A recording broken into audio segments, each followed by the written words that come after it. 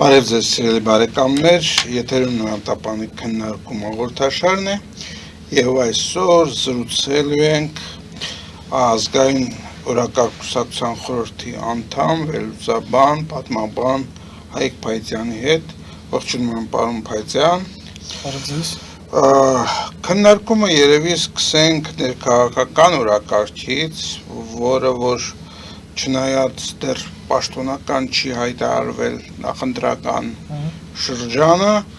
բայց բոլոր կուսակցությունները ներառյալ ԿՊ-ն, իշխող կուսակցությունը ակտիվորեն անցել են ուրեմն ներքաղաքական, ներընտրական, այսպես քննարկումների, առաջ են գալիս նարատիվներ, խոսում են իրենց ընտրելու պատերազմի խաղաղության վերաբերյալ եւ այս բոլորը մեզ թույլ է տալիս եզրակացնելու, որ ընտրությունը բավականին թեժ է լինելու, ձեր դիտարկումները այժմյան վիճակի նկատմամբ։ Բարև ձեզ, շնորհակալ եմ հրավերի համար։ Ուրեմն հենց ձեր ասվածի համատեքստում ընտրություններից ընտրական գործընթացից բավականին երկար ժամանակ առաջ եւ իշխող կուսակցությունից առաջ էլ տիտղոսավոր ընդդիմության ներկայացուցիչները արդեն սկսել էին իրենց շրջայցերն, այսպես ասենք, եւ այս պահին, եթե չեմ սխալվում, ընտրությունների քարոզարշավ կոչված այդ գործընթացը մեկնարկել է մայիս ամսվան, մեկ ամիս արդեն առաջ այնուամենայնիվ որոշակի պատկեր ունենք, կարծես թե ձևավորվում են այդ ընտրություն կոչված գործընթացի հիմնական դերակատարները, երևի թե կարող ենք արդեն առանձնացնել։ Առաջինը, ինչպես նշեցիք, իշխող ֆրակցիան է, իշխող կուսակցությունն է, երկրորդը նոր հայտ ներկայացրած, այսպես ասենք, որպես քաղաքական ուժ Ուժեղ Հայաստան, եթե չեմ սխալվում, երրորդը նույնիսկ ոչ թե այտենց ըստ հերթականության եմ ասում, այլ ուղղակի այնպես պատահականության սկզբունքով է, երրորդը Ռոբերտ Քոչարյանի եւ Դաշնակցության, այսինքն առաջ Հայաստան, չէ, եթե չեմ սխալվում, այս կոալիցիան է, այս դաշինքն է, երրորդ նախագահան ոնց որ թե որպես ՀՀԿ կուսակցության ներկայացուցիչ հայտարարեց, որ չի մասնակցելու, այնտեղ նորից էլի ձևավորված ուժեր կան, որոնք էլի ակտիվ մասնակցում են, համենայնիվ ինձ համար որպես տենց նաև Բարգավաճ Հայաստան կուսակցության շուրջ է որոշակի կոնսոլիդացիա տեղի ունենում, այսպես ասենք, դուք հիմա կարող եք ավելացնել, էլի տենց հայտ ներկայացած ուժեր կան, երևի թե այս պահին մտքիցս քիչ թե շատ հայտիներից գալիս են նախկին մարդու իրավունքների պաշտպան։ Տեսեք, դուք նշեցիք 4 ուժ առնվազն, ոնց որ 5-ն էի ուզում նշել, եւ դրանք այն ուժերն են, որոնք սովորաբար օգտագործում են այս կամ այն հարցումների ժամանակ, ես կարծում եմ նաեւ ձևավորելով պատրանք, որ հենց այս ուժերի մեջ է լինելու գլխավոր ուրեմն կռիվը։ Դուք ինձանից առաջ անցաք, ես խոսքի մեջ ուզում էի անդրադառնալ դրան, հիմա կանդրադառնամ եւ ձեր ասացի համատեքստում նաեւ կզրուցենք։ Ուրեմն հենց ձեր ասածով էլ շարունակեմ, որ տարբեր հարցումներին, տարբեր ուժերի, այդ ուժերի իմ կողմից, մասնավորապես լրատվականներ եւ այլն ֆինանսավորվող կամ առնչվող անցկացում են տարբեր հարցումներ եւ հրապարակում են տվյալները, որոնք այստեղ շատ կարեւոր են, որոնք ստեղծում են հանրային ոչ թե տրամադրություններ, այլ հանրության մոտ ֆոն են ստեղծում, պատկեր են առաջացնում, որ համենայնդեպս այս քանի մեջ է լինելու պայքարը, ամեն մեկը իր համար, որ մեկը որ պատվիրել է, առաջի տեղը իրեն է պատվիրում, երևի այդպես այդ սկզբունքով գնում են, եթե ԿՊ-ի հետ է ԿՊ-ին են տալիս առաջի տեղ, եթե չգիտեմ, Ուժեղ Հայաստանն է իրան են տալիս առաջի տեղ, այսինքն, բայց համենայնպես ներկայացնում են իրավիճակ, պատկեր, որ քաղաքական կոչված այդ գործընթացությունը գնալու է սրանց մեջ։ Արդյոք այդ պատկերը կեղծ է։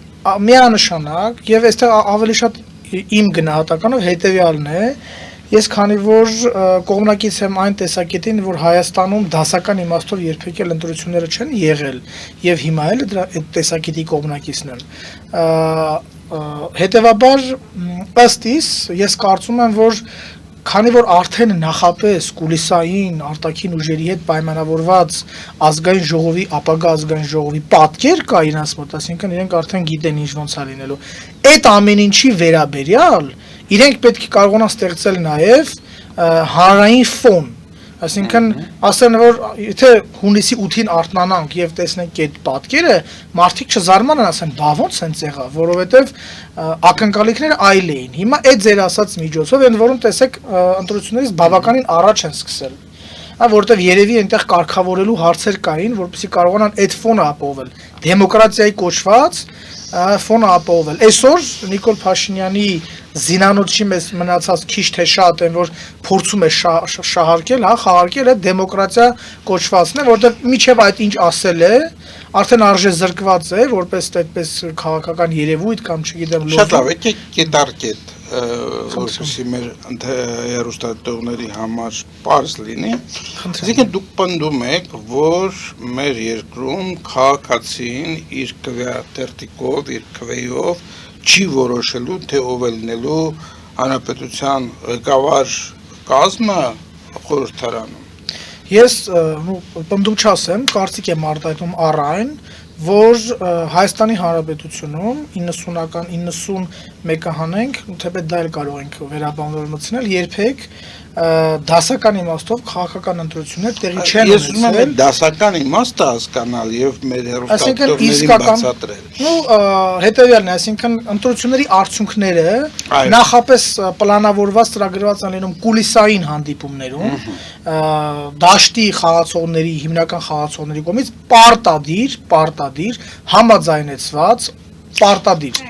արտաքին դերակատարների համաձայնեցրեցին արտաքին դերակատարների հետ։ Բայց վերջիվերջո կա քվեների հաշվարկ եւ այդ հաշվարկը պիտի համապատասխանեցնի ձեր ասած այդ նախնական պայմանավորվածությունների հետ։ Եթե մարդիկ այդպես չքվեարկեն այլ կերպ, ինչ է լինելու ձեզ։ Իսկ այդ հարցին պատասխանելու համար եկեք նայենք մեր երրորդ հանրապետություն կոչվածի վերջին 30 տարիներին 96 թվականի ընտրություններ, ինչ եղավ հետո։ Եղան հետընձառական զարգացումներ։ Մի րոպե։ Դուք այսինքն ոչ մի որակական տարբերություն չեք տեսնում նախորդ ընտրությունների, այսինքն ես նկատի ունեմ 18 թվականից առաջ կայացած ընտրությունների եւ 18 թվականի հետո կայացած ընտրությունների։ Այս 18 թվականից առաջ ընտրություններին մենք գիտենք, ապացուցված է, բազմիցս եղել են հրապարակումներ, խոսակցություններ, որ ընտրությունները կեղծվել են, չգիտեմ, լցոնումների, այլ մեթոդների, սխալ հաշվելու եւ այլն միջոցով, այսինքն թվերը նկարելու միջոցով։ Ես ավելի պարզ ասեմ, որպեսզի հեռուստադիտողները հասկանան։ Այսինքն քվեատուփերի մեջ քվեների պատկերը այլ է, մեզ ներկայացնում են այլ պատկեր։ Սա մենք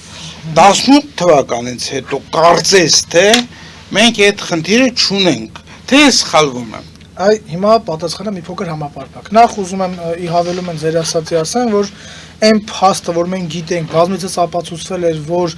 նախորդ շրջանում մինչև 2018 թվականը ընտրությունները ըստ էության կեղծվել են, 18 թվականից հետո որևէ այդպիսի որևէ մեկը, մասնավորապես դա անցկացնողները, այդ հասկանում եք, ընտրություններ կեղծելը դա մեծագույն հանցանք է, որտեղ դու ժողովրդից, մարդկանցից, քաղաքացիներից իշխանություն ես գողացել, ուզուրպացրել, դա մեծագույն հանցանք է։ Ես համենայնդեպս մինչև օրս չգիտեմ որևէ մեկին, որ ինչպես դուք նկարագրեցիք, ապացուցված եղած փաստի համար այսօր պատասխանատվություն է կրում։ Այդ ուղղակի այդպես բան անենք, դիտողություն, կոմենտ անենք, անցնենք առաջ, որը մտածելու, խմորելու տեղ կտամ մեզ, թե ինչու է այդպես, եթե 2018-ից հետո ունեցել ենք որակապես նոր ինչ-որ մի իրավիճակ։ Ձեր հարցին ի՞նչն է փոխվել, որակապես ոչինչ, փոխվել են տեխնոլոգիաները։ Այսինքն, Հիմա անցնենք այդ տեխնոլոգիաներին, որպեսզի հասկանանք որտեղ է սատան։ Եվ հենց այդ տեխնոլոգիայի համատեքստում էլ հիմա իրականացվում են այսպես կոչված ներքաղաքական զարգացումները։ Ինչ եմ ուզում ասել։ Մինչև 2018 թվականը իշխանության վրա գտնվող ուժերը բառից բուն իմաստով մի քիչ գուցե կոպիտ արտադրեն, բայց թքած ունեին, թե այն ինչ որ իրենք կուլիսներում պայմանավորվել են, մարդկանց համար դա կթվա ակնհայտ կեղծիք, թե չէ։ Այսինքն իրենք որոշել են, որ պետք է առաջի տեղը լինի սա, երկրորդ տեղը նա, երրորդ տեղը նա։ Հենց այդպես էլ ուղղակի անում էին հասարակական կարծիք, հանրային տրամադրություններ, մարդկանց աչքին թոզ փչելը նրանց այդքան էլ հետաքրքիր չէր։ Դեպքեր են պատում, երբ որ ուղղակի ասել են ուզում եք 100% էլ հավաքեք, միևնույն է իշխանությունը չենք տալու եւ վերջ։ Կամ չգիտեմ, ազգային ժողովի արչեւ ավտոմատներով կրակել են եւ այլն։ Ուղղակի ասել են, որ չենք տալու իշխանությունը։ 2018 թվականին Վազգեն Սարգսյանի հայտնի արտահայտությունը, բայց սպասեք, որպեսզի ավելի հստակ լինենք մենք, եկեք քննարկենք։ Ուրեմն տեխնոլոգիաները փոխվել են։ Եթե տեխնոլոգիա անվանենք, բայց ես չասեցի ինչ տեխնոլոգիա լցոնումները, որոնք եղել են 18 թվականից առաջ, ձեր կարծիքով հիմա կան լցոնումներ, այդ իմաստով, որ դուք նկատում եք ընտրական, տեխնիկական, ես նկատում եմ քաղաքական։ Ես նկատում եմ քաղաքական։ Լցոնումներ միգուցե կլինեն։ Ես դա չեմ գուցե լինեն, գուցե նաև չգիտեմ չընտրվածների փոխարեն անեն։ Միգուցե նու բանակի զորամասները իսկ ինքն նշանակում քաղաքական։ Այ հենց դա եմ փորձում հիմա փորձում ներկայացնել։ Հետևյալն է։ Հիմա արդեն գործող իշխանությունները եւ նաեւ նոր իրականության մեջ ընդդիմադիր ուժերը փորձում են այն ինչ որ իրենք պլանավորել են դրա վերաբերյալ հանրային իմիտացիա ֆոն ստեղծել Այո, մեկը դուք ասեցիք, կներեք։ Երբ որ դա սա ամենակարևորն է, որտեղ եթե որ ակնկալիքը զարմանալի չլինի։ 2000, ասենք օրինակ 8 թվականի փետրվարի ընտրությունները թեչապսանում 29 էր։ 21-ին քաղաքացիներ դուրս եկան եւ իմացան, որ ընտրվել է Սերժ Սարգսյանը, բոլորն ասացին դա անհնար է, որովհետեւ իրենց մոտ այնպիսի ընկալում էր եւ տպավորություն էր, որ ժողովրդի 90%-ը դեմ է քաղաքացիների Սերժ Սարգսյանին, այսինքն ընտրությունների կեղծելու փաստը մարդկանց գիտակցել։ Ես հասկացա ձեր միտքը եւ այդ միտքը դուք լավ արտահայտեցիք սկզբնական շրջանում, ես կարծում եմ հերոստատողները եւս հասկացան, դա ուրեմն ակնկալիքը իմիտացիա հասկացանք։ Դա ամենակարևորը։ Բայց դա ստանալու համար պետք է նաեւ ունենալ ինչ որ տեխնիկական տեխնոլոգիաներ, որպիսի դու կարողանաս հանրությանը ցույց տալ, որ իրոք այս ընտրությունները եղել են այսքան տոկոս, այսքան ձայն եւ այլն։ Հաջորդ ի տարբերություն նախորդ շրջանի, հիմա սրան հետևողները շատ ավելի շատ են եւ շատ ավելի, այսպես շահագրգռված ձևով։ Ասենք օրինակ մեր նույն այդ դիրխոսավոր ընդդիմությունը եւ իշխանությունները հարաբերությունները այնպիսին են, որ նրանք ամեն ինչ կանեն, որպեսզի, ասենք, թեկուզ 1-2 քվեաթերթի խաբեությունը ի հայտ հանեն ցույց տալու համար, որ իշխանությունը խաբում է։ Այստեղ եթե թույլ կտակ, ասեք։ Այդքան էլ համաձայն չեմ, ինչ անում։ Եվ այդ իմ համաձայնությունը ուզում եմ սկսել վերջին հանդիպումով Նիկոլ Փաշինյանի եւ Վլադիմիր Վլադիմիրովիչի միջև։ Այդ հանդիպումով ռուսական կողմի առաջնորդը նախագահան ուղակի, մեսիջ ուղարկեց առաջին հերթին այստեղ, որ իրենց համար, հենց նույն ռուսական կողմի համար առաջատարը պարզեով է, եւ սա է իրենց թեկնածուն։ Ուրեմն Նիկոլ Փաշինյանի զրույցը Վլադիմիր Վլադիմիրովիչի հետ, նրա շեշտադրումները, նրա մտքերը արտահայտված ուղակի ստեղծեցին տպավորություն, որ խոսում են երկու հավասար կողմեր, եւ այս մարդը կարողանում է Հայաստանի ներկայացուցիչը ռուսական կայսրության առաջնորդին նույնիսկ հարցեր այսպես բարձրացնել, որոնք շատերի մտքով նույնիսկ չեն էլ անցնի։ Եվ դա բարձրացրեց նաեւ նրա հեղինակությունը ճակերտավոր, որպես ներքաղաքական առումով, ներքաղաքական զարգացումների համատեքստում որպես ֆակտոր։ Որոշ վերլուծաբաններ նշում են, շատ են ասում են, որ սա չենք մարսելու, որովհետեւ որոշ վերլուծաբաններ նշում են, որ սա գործողություն էր, որպեսզի բարձրացնի Փաշինյանի հեղինակությունը ընտրողների Որոշ վերլուծաբաններ էլ ասում են, որ սա Փաշինյանի կողմից իր եվրոպական իբրև թե հովանավորների կողմից հովանավորված անմիտ քայլ է Ռուսաստանասան մեջ չիների, հեսա գազերը կբարձրանան։ Բայց եկեք մեր թեմային Չէ, մի րոպե, ես ասում եմ, որ այն ինչ որ արվեց այդտեղ դա պայմանավորված էր որովհետև առանց Պուտինի համաձայնության կամ այդպես խոսու տեղի չէ։ Ընդունենք։ Այսինքն Դերից ինչ է հետևում։ հետևում է որ տիտղոսային ընդդիմությունը, տիտղոսային ընդդիմության շատ ներկայացուցիչներ, ովքեր ակնհայտ է արդեն, հա, թելերով կապված են Մոսկվայի հետ, չեն կարող չընդունել այն արդյունքը եւ ձեր ասած կռիվը անել, որը արդեն Պուտինի հետ համաձայնեցված է։ Ձեր ասած համատեքստում որ դուրս գան ասեն այս չի լինելու այդպիսի բաներ, որովհետեւ արդեն նախապես որոշված է։ Ես կարծում եմ որ լինելու է ընտրությունների, արդյունքների ճանաչում այդ մեր նշած, այն հաղորդմանը սկզբում նշված բոլոր ուժերի կողմից։ Եվ նորից ճանաչումը վատ է կամ լավ է ներողություն։ Ավարտեմ եւ նորից մեղքը բարդվելու է ճակերտավոր ժողովրդի վրա։ Նրանք ասելու են ընտրեցիք, հիմա ինչ որ գործընթաց լինի, ել մեզանից բան չուզեք։ Դուք եք ընտրել։ Այսինքն, եթե ես ճիշտ եմ ձեզ հասկանում, ձեր պնդումը այն է, որ ելի մենք չգիտենք, թե ինչ քվեաթերթիկներ են ում են ընտրված այդ քվեատուփերի մեջ, մեզ մատուցելու են ինչ որ այլ արժեք, որը կապ չունի սրա հետ։ Դուք սա եք պնդում, ես ճիշտ եմ փորձելու են նաև նա, այսինքն մարդկանց մտքերը, մտքերի տրամադրությունները, ակնկալիքները համապատասխանեցնել այն արդյունքներին, որ արդեն կուլիսներում ձևավորված է։ Ներողություն։ Բոլոր ընտրությունների իմաստը այն է, որ քաղաքական ուժերը մարդկանց մտքի վրա ազդում են, որպեսզի այս մարդիկ կանեն որոշակի գործողություններ։ Ընտրեն այս կամ այն քաղաքական ուժին։ Դա օրինական գործողություն է։ Հիմա ես ուզում եմ հասկանալ, եթե ձեր մեղադրանքը նրանում է, որ մենք ունենալու ենք իրավիճակ, երբ որ քվեաթերթիկները մի բան են ասելու, մեզ ներկայացնելու են մի պատկեր, սա մի բան է։ Եթե դուք ասում եք, որ մարդկանց ուղեղների վրա ազդելու է այնպես, որ քվեաթերթիկները քվեատուփերում լինեն ճիշտ այնպիսի դասավորությամբ, ոնց որ նրանք են պատկերացնում, դա այլ բան է։ Դե դա այդպես չեմ ասում, ես հասկացած եմ հարցադրում, որ ես դա չեմ ասում։ Ես ասում եմ, որ անկախ նրանից, որ հիմա իրենք քարոզում են, հա, այդ ուժերը, որ մարդիկ քարոզեն, քվեարկեն իրենց օգտին, Հայաստանում ապրող մարդկանց մեծ մասը, հայության մեծ մասը իրականում ոչ մեկին էլ չի լսում եւ ոչ մեկի ասածին էլ լուրջ չի վերաբերվում։ Այսինքն սա նաեւ այլ քաղաքական տեխնոլոգիա է, ասա եկանք արդեն ձեր առաջին հարցադրմանը, որ քանի որ մեծ մասը այս բոլորից դուրս է ուզում փնտրել եւ չի տեսնում, ինքը չի գնալու, որովհետեւ այո, նորից ձեր ասացի համատեքստում եմ ասում, ստեղծում է տպավորություն, որ իրենք են այդ ում անունները, որ մենք տվեցինք սկզբից, իրենք են, բայց Հայաստանում ապրող մարդկանց հայության մեծ մասը, ու մեծ մասը միգուցե ասեն այդ ինչ թվերի վրա է անում, համենայնպես շատ մասը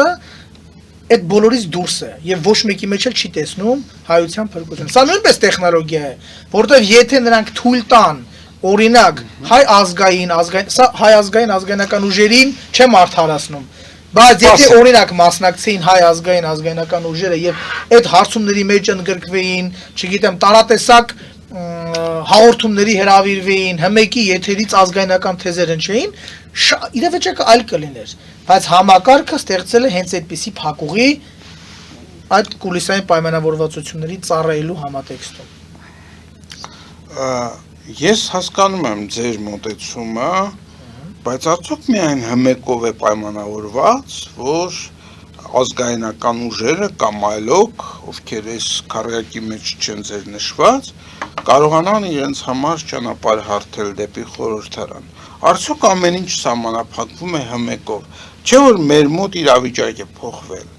Այսինքն 10 տարի առաջ ես գուցե կհամաձայնվեի ձեզ հետ, որովհետև հմեկի եւ մնացած բոլորի ծածկույթը էապես տարբերվում էր։ Հիմա իրավիճակը այլ է։ Պատասխանեմ ուրեմն, հմեկը գտնվում է ԿՊ-ի վերահսկողության տակ, իմ նշված մյուս տիտղոսային ընդդիմության կամ այլ ընդդիմության հայտնի ներկայացուցիչների հետ կապվող, առնչվող, նույնպես լրատվականների քաղաքականությունը նույն տրամաբանության մեջ է։ Այսինքն այնպես չի, որ ցույց են տալիս միայն իրենց մոտ։ Այսինքն ազգային եւ քանի որ ռեսուրսներն էլ Հայաստանում գտնվող ռեսուրսների մեծ մասը քիչ ասել է, առյուծի բաժինը գտնվում է հենց սրանց ձեռքին, ազգայնական թևի ներկայացուցիչները զրկված են այս ռեսուրսներից։ Ես չեմ մաքրում ազգայնական ուժերի, այդ թվում նաև ինձ, որտեղ մենք մեղավոր չենք, ինչ անենք, ես ոչ այդպես չի, աշխատում ենք, փորձում ենք, անում ենք հնարավորինը եւ Աստված առաջ միգուցե նաև նորություններ կլինեն, բայց ավարտելով այն ինչ որ ասում էինք, այս ուժերը ստեղծում են այդ քարոզարշավ կոչվածը հիմա որ անցկացնում են, միտվածը ոչ թե մարդկանց համոզելու, որ իրենք ընտրեն իրենց օգտին, այլ միտված է մարդկանց համոզելու, որ այն ինչ որ եղավ այսքանի մեջ, սա է իրականությունը, ուրիշ բան չկա, էսա։ Հիմա տեսեք, դուք խոսում եք տեխնոլոգիաների մասին։ Ես կարող եմ ձեզ 1-2 բան նշել, որպես տեխնոլոգիա ճակերտների մեջ, բայց կցանկանամ ձեր գնահատականը այդ հարցերի հետ կապված։ Ես օրինակ համարում եմ, որ նման տեխնոլոգիա է, ասենք ընտրությունների այսպես շեմ չունենալ նվազագույն, թե երբ է ընտրությունները կայացած։ Այսինքն այդ դեպքում մասնակցության առումով նկատի։ Ես հանված եմ։ Այո։ Դա օրինակ տեխնոլոգիա է, որը թույլ կտա, որ եթե անգամ ամբողջ, ասենք, Հայաստանի Հանրապետությունից ընտրությանը գնան, ասենք, թե օրինակ 1000 հոգի, ընտրությունը ըստ նրանց տվյալների կկայանա, ինչը որ իրականում իրանց չի արտահայտում։ Երկրորդը դա այն խնդիրն է, որ ուրեմն այսպես այդ կայուն մեծամասնություն ապահովելու համար շեմը չանցած ուրեմն քաղաքական ուժերի ձայները բաշխվում են անցածների վրա եւ փաստորեն մարդկանց մի ստվար զանգված, որոնք երբեք չէին ընտրի, ասենք ԿՊԻ-ին կամ քաղաքական մյուս ուժերին, որոնց դուք նշեցիք, այսպես թե այնպես իրենց ձայները տալիս են նրան, քանի որ իրենց նախընտրած քաղաքական ուժը տարբեր պատճառներով չի անցնում են դրական շեմ։ Եվ այս իրավիճակի մեջ փաստորեն մենք բախվում ենք մի այսպիսի նոր վիճակի։ Այս ընտրական օրենսգիրքը եւ այս մոտեցումները ընտրությանը երբեք չեն կարող ապահովել արդարություն։ Եվ այստեղ ես ուզում եմ ասել ձեզ, որ երիտասարդ քաղաքական ուժերից մեկը փորձում է այս իրավիճակը շտկել, ես նկատի ունեմ այն քաղաքական ուժին, որ իր անունը դրել է դեմ են բոլորին, քանի որ այդ դեմ են բոլորին տողնել է բացակայում, որը կարող էր ինչ-որ բան փոխել, եւ փորձում է եւ խոստանում է, որ գիտեք ինչ կա, քանի որ այս ընտրական օրենսգրքով հնարավոր չէ անցնել, կամ ինչ-որ բան փոխել, եկեք բոլորին դեմ քվեարկեք, այսինքն քվեարկեք մեր օգտին, հետո մենք կգանք 100-օրում կփոխենք այս ամբողջը եւ կգանք։ Ձեր վերաբերմունքն եմ ուզում։ Քանի որ դուք ըստ էության համաձայն եք նրա հետ, որ այս քաղաքական խաղի կանոնները միայն թույլ են տալիս այդ առաջատար այդ խմբին պահպանել իրենց իշխանությունը այս կամ ինձ։ Սկսենք նրանից, որ այս համակարգը, այսինքն այն քաղաքական համակարգը, որ գոյություն ունի, իր վերահսկողության տակ գտնվող մի գործընթացով, որի անունը ընտրությունն է, բոլոր ջանքերը գործադրելու է հնարավոր եւ անհնար, որովհետեւ իր հետագա վերարտադրությունը ապահովի եւ դրա հետ կապված ցանկացած վտանգ միանգամից բնում ոչնչացնի։ Գանք այդ նախաձեռնությանը, որը մի քանի օր առաջ եմ իմացել, ուրեմն կարևոր մի տրամաբանք այստեղ հարց կա։ Դեմ եմ բոլորին, ասինքն եթե ես եմ եւ դեմ եմ բոլորին, ինչ եմ առաջարկում։ Եթե իմ առաջարկը միայն նա է, որ ես կգամ կփոխեմ, ընտրական օրենսգիրքը եւ նոր ընտրություններ։ Այո, կգամ կփոխեմ։ Առնվազն այդտեղ ես ով եմ, իմ անցած ուղին որն է, ասենք ես ինչ ասեմ հավատալու ենք հիմա։ Դա քաղաքական գործն է, ես տալիս եմ հետեւյալը, այդ մարդիկ, որոնք դա առաջարկում են, ունեն այդ հիմքերը, դուք համաձայն եք այդ հիմքերի հետ, որ այս ընտրական օրենսգիրքով պայքարել չի ստացվի։ Իհարկե համաձայն եմ, բայց հարցի լուծումը խորքային այս խնդիրների համատեքստում բառը չեմ ուզում այդպես օգտագործել, բայց ուրիշ բառ էս բան երևի չգտնեմ, պարզունակ եմ տեսնում, այսինքն այս խորքային իրավիճակ, այս քաղաքական համակարգը ձևավորված իր գլուխներով, իր մեխանիզմներով, իր դերակատարներով հաղթել ընդհանրապես այս առաջարկով, որ մենք դեմ ենք բոլորին, ես դա իրատեսական եւ պարզունակ եմ համարում, իրատեսական չեմ համարում։ Շատ լավ, համաձայնվենք ձեզ հետ, գուցեև համաձայնվենք, կարևորը դա չի, կարևորը նա է, որ ունեք դուք ալտերնատիվ առաջարկ։ Սա է կարևորը։ Հիմա ես ես համատեքստում եւ ուզում եմ անդրադառնալ այլ այն ուժերին, ովքեր որ ձեր ասածով իրար հետ պայքարի մեջ են իշխանության համար եւ այդ գզվրտոց բառն օգտագործենք, որովհետեւ դա նորմալ է քաղաքականության մեջ նաեւ այդ տեղի է ունենում։ Եթե նայենք, ապա այդ բոլոր ուժերի մեջ գաղափարական իմաստով էական տարբերություն չենք գտնի։ Այսինքն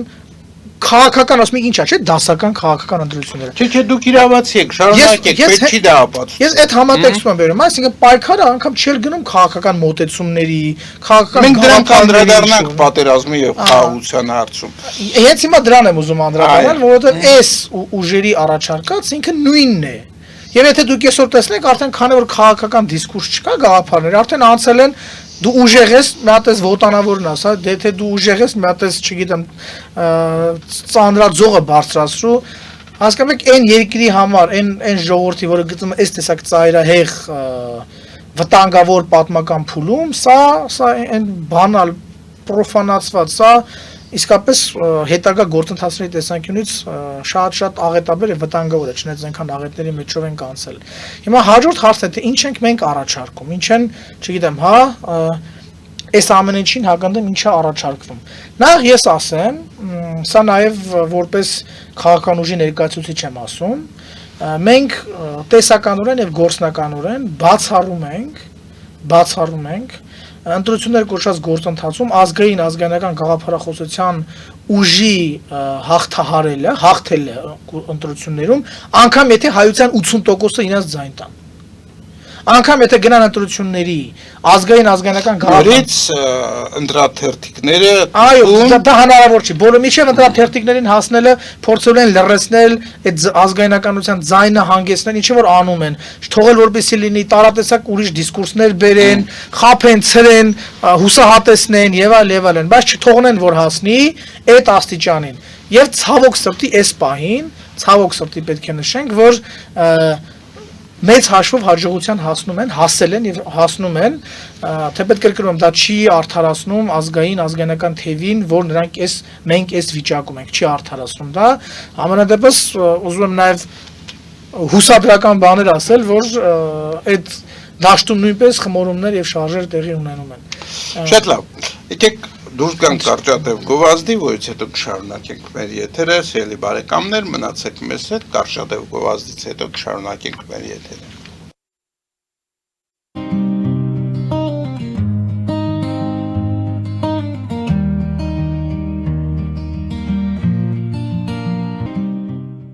Ֆելիչե ժամանակակից ատամնաբուժական կլինիկա այստեղ հարմարավետությունն ու խնամքն առաջնային են Այստեղ կիրառվում են ատամնաբուժական ամենաժամանակակից տեխնոլոգիաներ, ճշգրիտ ախտորոշում, արդյունավետ բուժում, նուրբ փորձառություն եւ անհատական մոտեցում։ Սկսած սովորական մանրուքներից մինչև առաջադեմ ընթացակարգեր, այստեղ դուք գտնվում եք բարձր որակավորում ունեցող եւ փորձառու ատամնաբուժական մասնագետների ձեռքերում։ Մեր բարեկամական եւ հյուրընկալ անձնակազմն այստեղ է յուրաքանչյուր այցը հաճելի դարձնելու համար։ Ֆելիչե Ձեր առողջ եւ ամենաերջանիկ շպիտը սկսվում է այստեղից։ Եկեք եւ բացահայտեք նորարարության փորձագիտության եւ կարեկցանքի կատարյալ համադրությունը։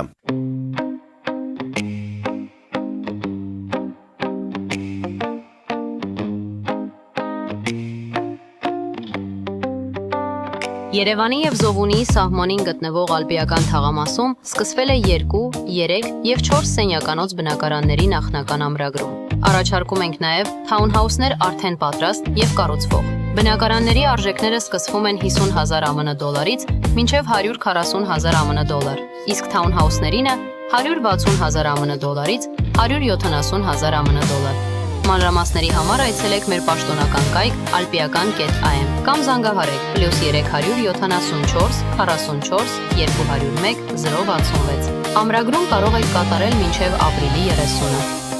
Ալպիական թաղամաս, ձեր նոր տունը հայրենիքում։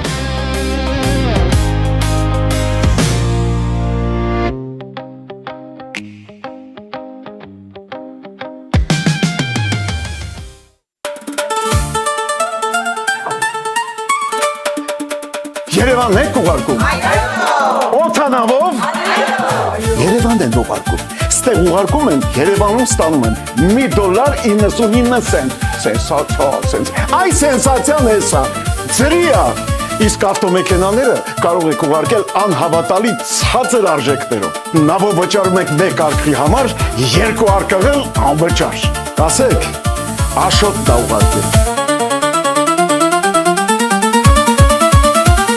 Jackpot հագուստի խանութը երկրորդ մասնաճյուղն է բացել Գլենդելի սրտում, որտեղ կարող եք ձեռք բերել եվրոպական եւ ամերիկյան ընտիր հագուստեղեն, կոշկեղեն, աքսեսուարներ, պայուսակներ ամենահարմար արժեքներով։ Նաև կարող եք ցանկացած ապրանք պատվիրել եւ ձեռք բերել կարճ ժամանակում։ Jackpot-ի Գլենդելի հասցեն է 1135 North Pacific Avenue, հեռախոս 818 813 2252։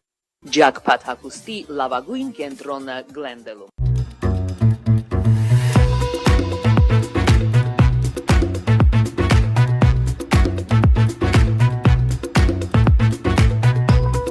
Արարատ ռեստորան, ընտանեկան եւ ընկերական ժամանցի լավագույն հասցե, սիրված արտիստներ, հյուրընկալ մթնոլորտ, հարուստ ճաշացան, անմահական խորտիկներ, Արարատ ռեստորան, հասցեն անփոփոխ, սիրով սպասում ենք ձեզ։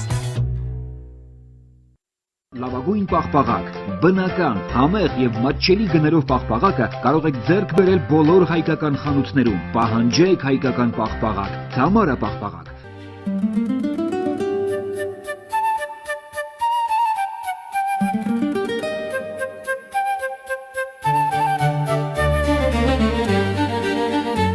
Նոյան տապան տպարան, Նոյան տապան հրատարակչություն, շարվածքից մինչև տպագրում, զանգահարեք, գրեք, այցելեք, միասին պատրաստենք ձեր գիրքը, ամսագիրը կամ թերթը, որտեղ նշվելու է, տպագրված է Նոյան տապանում։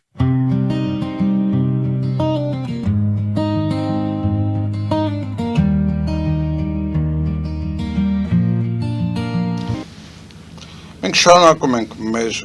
զրույցը ազգային օրակարգ կուսակցության խորհրդի անդամ վերլուծաբան Հայկ Փայծյանի հետ եւ մենք կանգ առանք նրա վրա, որ փաստորեն այս խաղի կանոններով բացի այդ նշված դիմությունից եւ ընդդիմությունից շատ դժվար է տեղ գրավել, անցնել, որովհետեւ չկան համապատասխան ոչ ռեսուրսներ, անհամեմատ քիչ են ռեսուրսները, քան այդ 4-ի թեկուզ Պայմանական 4-ի ասում։ Այո, պայմանական 4-ի, որովհետև այդ 4-ն է անընդհատ գտնվում տարբեր հարցումների բանի մեջ։ Եվ ուրեմն հնարավորությունները, ուրեմն խոսելու հանրության հետ, աշխատելու այդ ռեսուրսների բացակայությունը իր խոսքը ասում է։ Եվ ինչ պատրաստում անել այս պարագայում։ Այդ պարագայում ես ասացի, որ բացառվում է տեսականորեն գործնականորեն բացառում ենք հաղթանակը, այսինքն որ կանք եւ այդպես ազգային ուժի իշխանություն վերցնի եւ ընդհանրապես այդ համակարգից դուրս գործող ցանկացած այլ ուժ։ Հաջորդ խնդիրը, որ կարա լինի մաքսիմումի դրված, դա կարա լինի անցողիկ շեմը անցնելը։ Որպեսի ինչ անենք։ Այստեղ հետաքրքիր բան կա։ Եթե այդպիսի բան լինի, թեպետ ես դա էլ մեղմ ասած տենց լիահույս չեմ, հա, այդպես դրական տրամադրված։ Չէ, դա բարդ է լինելու, բայց ընդունենք։ Բայց ասենք եթե եղա, հիմա պատկերացրեք, ազգային ժողովի այսօրվա բովանդակությունն է, դու անդրադառնանք նավետ իմաստին, հա, դու, չգիտեմ, մոտորպես է գող փիսոն դու ես, դե որ ես գող փիսոյի դու բացայտեի, որ ես գող եմ, գողը դու ես, այս բովանդակ։ Ինչ է անելու ազգային։ Այդ ժամանակ ազգային ուժը դուրս է գալիս, հələ մի րոպե օրինակ, հա, հələ կանգնեք։ Այդ ձեր գող փիսոները մի կողմ դնենք, հիմա մեզ պատասխանեք։ Ադրբեջանական կողմը բարձրացնում է 350,000 կամ 500,000 փախստական կոչվածների վերադարձը։ Խնդրում եմ հստակեցնել ձեր դիրքորոշումներ այս հարցում։ Ինչ եք կարծում, դա ոնց է լինի, ինչ մոտեցում ունեք դրան։ Եվ թող այս ուժերը։ Իսկ ինչ է, այս ներողություն եմ խնդրում։ Այս պարլամենտում դուք չեք լսել այդ հարցերը։ Այդ հարցերը ես լսել եմ այն համատեքստում, որ երկու կողմն էլ համաձայն են։ Երկու կողմն էլ խոսում են խաղաղությունից, բայց չեն անդրադառնում են հարցին, որ ադրբեջանական կողմի համար խաղաղությունը ենթադրում է 350,000 կամ չգիտեմ ինչ թիվ են գրել, այսօր անգամ 500,000 է պատմում վերադարձը։ Հիմա խաղաղություն այս պարագայում լինելու է թե չէ։ Այսինքն ինչու եք դուք ստում հայությանը, խափում հայությանը, որ խաղաղություն լինելու է։ Իսկ միգուցե եթե դուք դեմ եք 350,000-ի գալուն, արտահայտվեք որ դեմ եք, հաջորդ հարցադրումը լինի, իսկ եթե տես չլիցավ, ուրեմն խաղաղություն չի լինելու, չէ՞։ Ադրբեջանը ասել է խաղաղություն չկա, դուք իմ փախստականներին չեք թողնում, ձեր հետ խաղաղություն չենք կնքում։ Բայց դուք բոլորդ ասում եք, չէ, մենք խաղաղություն ենք ուզում, բայց հարցը ի՞նչ է լինում։ Այս հարցը կարևորագույն հարցերից մեկը թողած անդրադառնում եք այս ամեն ինչին։ Հաջորդ հարցը, ասենք օրինակ, անկախության այս հռչակագրի մեջ, որ այս նոր համարադրությունը, որ ուզում են փոխել։ Եթե մի կողմը համենայնպես այստեղ ավելի շատ պարզ է, ինքը ասում է, որ հանելու է ամեն ինչ, ինչ որ խանգարում է խաղաղությանը, որտեղ սա ավելի շուտ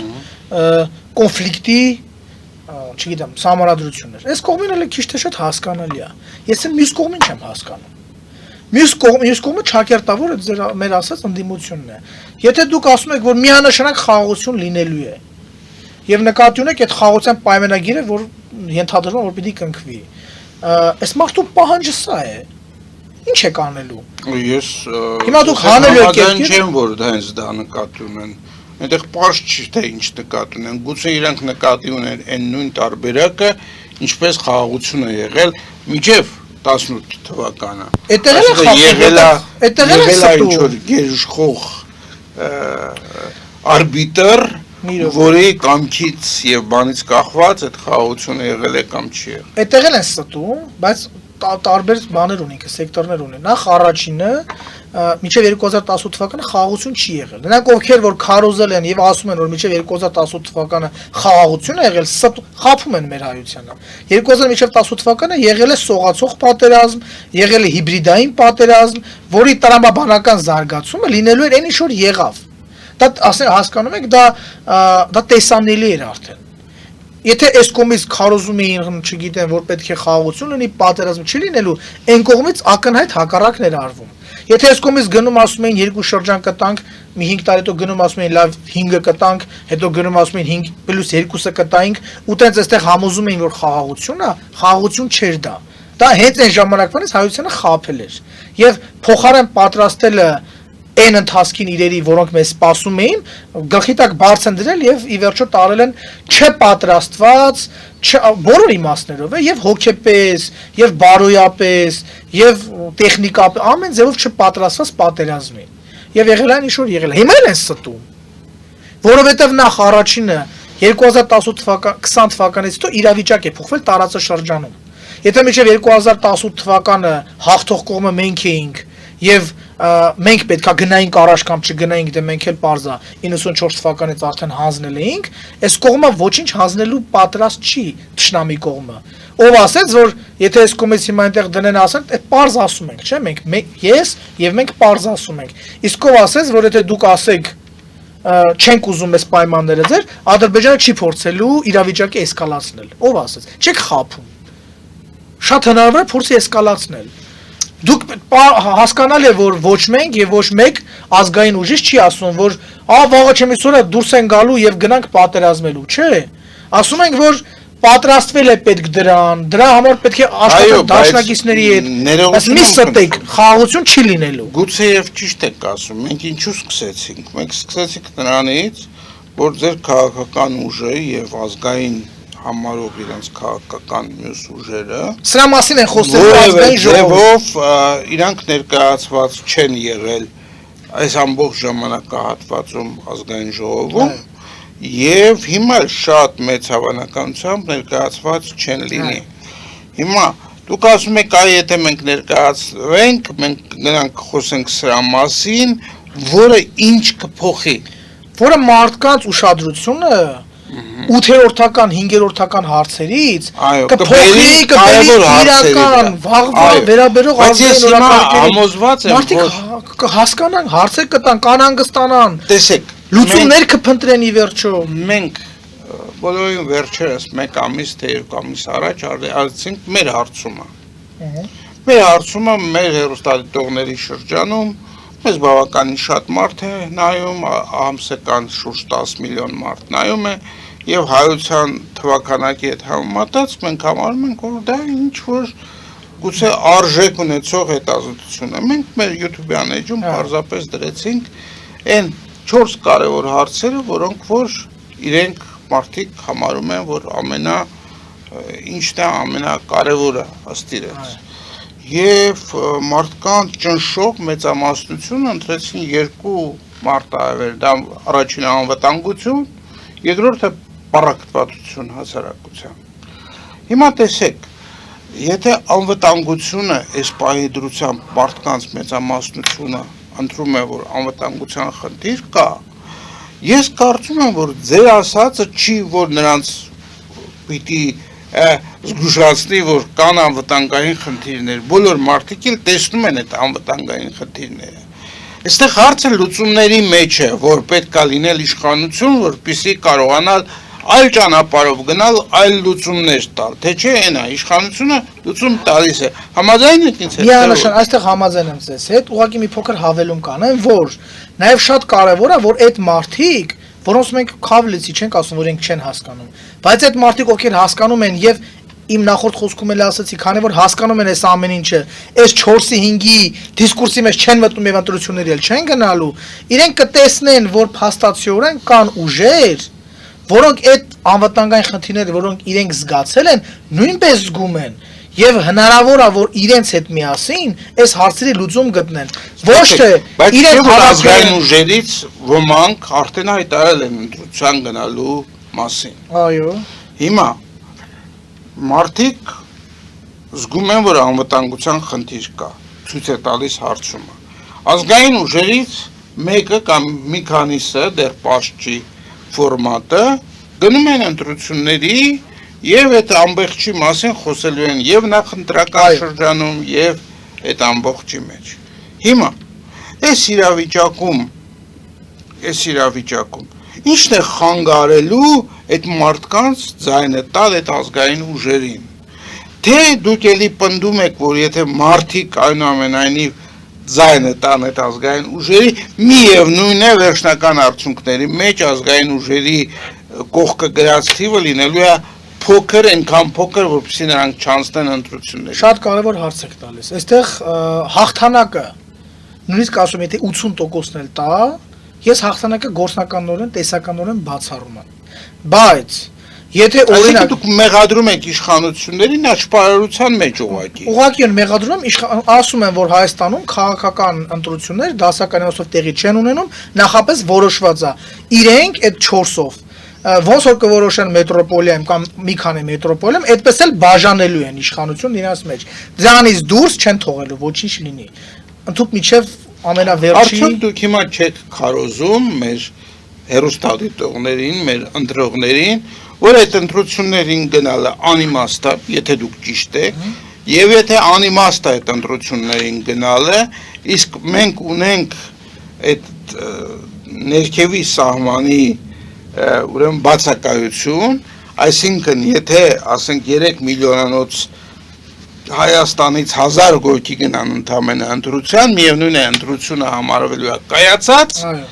լեգիտիմ եւ դուք փաստորեն ձեր վերլուծությամբ հիմա մարդկանց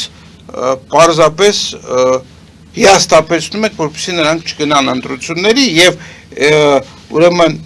արդեն իշխանությունները կամ նրանք ովքեր ավելի այսպես